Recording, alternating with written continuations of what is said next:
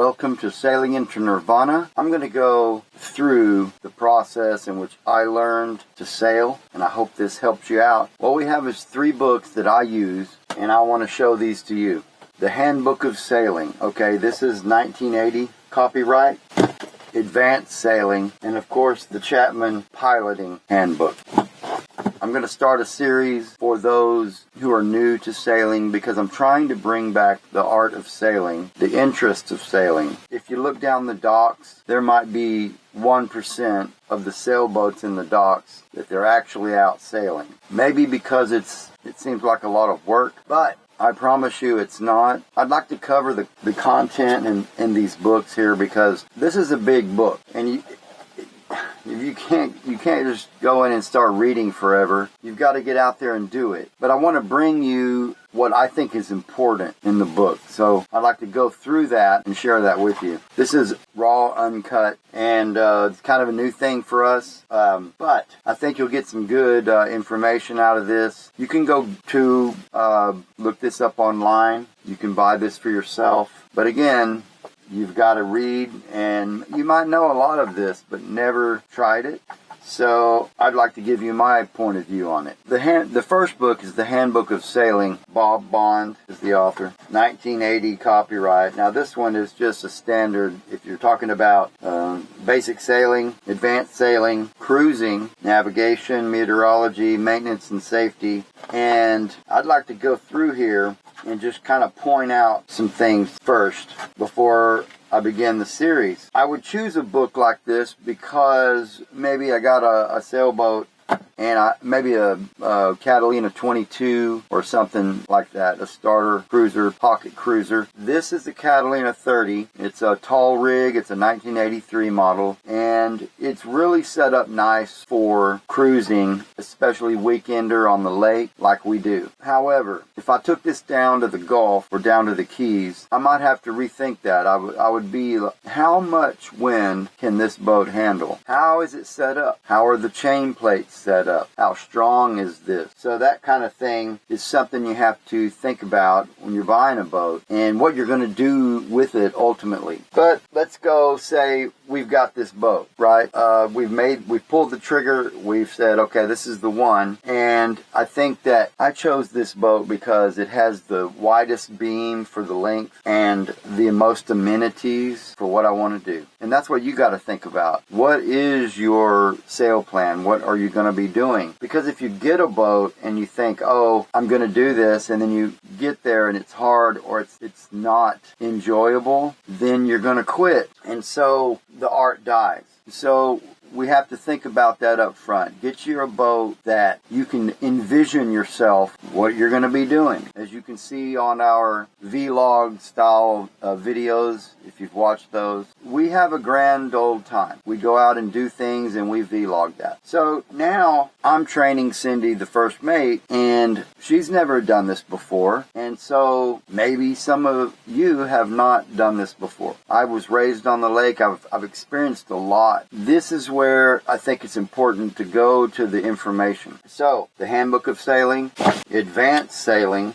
This one here, when was this copyrighted? 1975, Advanced Sailing. So these techniques don't change, right? They're tried and true, and these are the ones that I would go to. And just like it shows here, that's what I started on. A sunfish sailboat, 16 foot. So that's what got me into it. Going a bit further, more advanced, piloting, seamanship, small boat handling. This is an extensive textbook to just go through every aspect of the mariner life. This would be a pre-read. You're going to get a captain's license. This was by E.S. Maloney.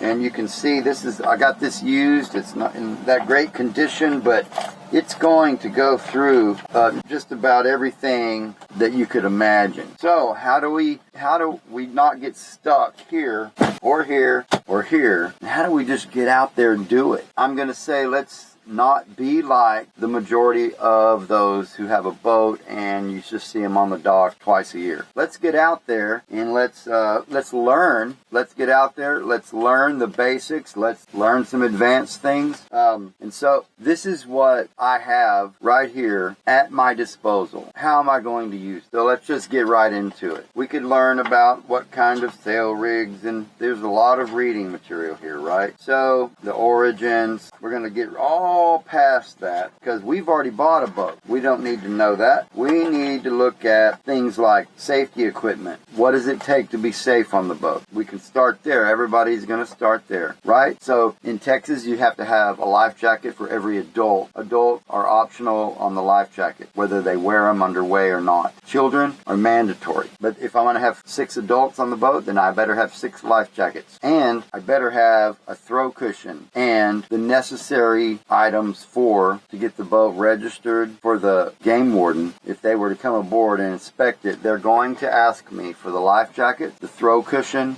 and I have 3, not just 1, but 1 is the minimum. They're going to look at my registration and they're going to look at my fire extinguishers. And once they learn that when they see you out there, they'll leave you alone. But they're serious about safety. On a sailboat, we have a throwable called a life ring hanging up on the back, on the railing on the back. This is prominent, it's visible, it's ready to use, tethered to the boat with a floating rope. So if we're underway and we have a man overboard, throw that out, and a throwable, and then we have a time to work on depowering the boat and turning it around. That's the first thing. You're going to make sure you have those items because they will board you when you least expect it, and you need to have your registration, your life safety items.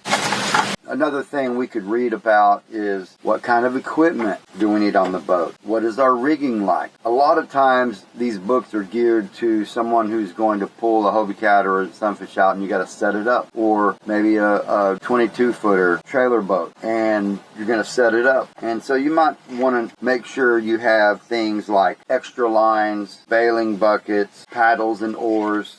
And the next thing is, how do I rig the sails? On a cruiser like this, we're always rigged. Our sails and our prep on the mast, bow, we have a furling Genoa. And so we just skip right past the systems. An understanding of this is good, but what do we really need? We can look at the pictures, we can read all about it, but the main thing is, what are my primary controls? My primary controls are the tiller and or the wheel on the binnacle that operate the rudder. If I don't have forward momentum, I can't change the course of the boat with the rudder. So if we have the smallest wind and we're going a knot and a half, it's going to be a slow turn, but it will turn. We could flip the motor on and then we could have 3 knots. We can make a very quick, abrupt turn. So when you're thinking about that, you want to think, I've got control system. The Genoa sail, the mainsail, the rudder. You want to make sure you inspect those items. You don't want to get out on the lake and a rudder failure happen. There are ways to use the head sail and turn the boat, but that's a little more advanced technique. We don't want to do that if we're just getting started. We're going to go through the roles of the crew, captain, and all that, but we're on the lake. We're out here on the weekends, sometimes all week, and we're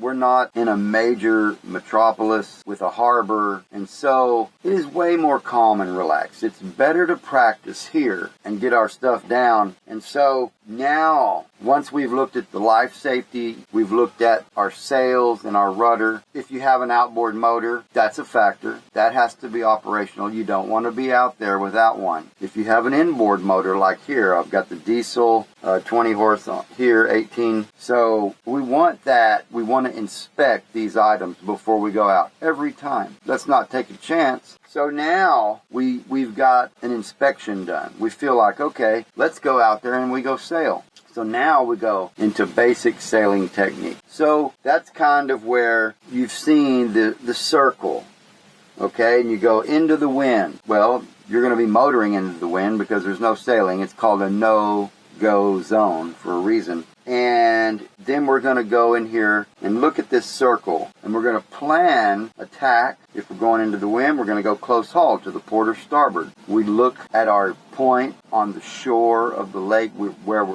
a water tower, a cell tower building. And we're going to look at our compass, and we're going to get a degrees, and we're going to say, okay, that's it. And we're going to go on this close hauled or close reach or maybe beam reach, and we're going to tack, let's say, to the starboard or port side, depending on where we're going. And then we have to think, well, how do I use this circle? I'm going to use that to go out and then eventually tack back. So once I get to the end, it may be the other shore or just a place in the lake where you know that you need to turn and tack the same degrees back the other way. Then you get a focal point there. So how fast am I going to get there? Well, if I'm going close hauled, not beating into the wind, probably a lot slower, it might be a beam reach that gets me a little more speed, but therefore the forward momentum is less. So it's going to take much longer to get there. So you have to weigh that out. Is going close hauled or a close reach going to be better in the long run? Or are we just doing this for fun, and we could go on a beam reach and a beam reach and a beam reach and not really go anywhere? So, and then go back to the marina. So this is the main thing. This circle that shows our points of sail, the points of sailing, how I'm going to utilize those, to get where I'm going. So that's pretty much what we're going to be talking about. I get here before Cindy, and I bring ice aboard, prep the boat, and get ready. But now I'm thinking, just get back here. Let's review some sailing information. Let's remind ourselves and get more confident by reminding ourselves of things. If you're right here in the beginning, this is where you need to be. I get here, I inspect the boat, I motor out, and I hit a point of sail and practice. Now, when you get that down, that becomes the art. Now, it's not nerving, it's not frustrating, it's flows, and it's very comfortable, it's very rewarding because you enjoy it. It's not work anymore. You've already studied it, you've already executed it, and you've built your confidence. So, that's what we're going to be doing. I'm going to go through these books so you don't have to go buy them. You're free to go buy them if you want, but I'm going to tell you what I think is important in these books and how to get you back out on the water. Cheers.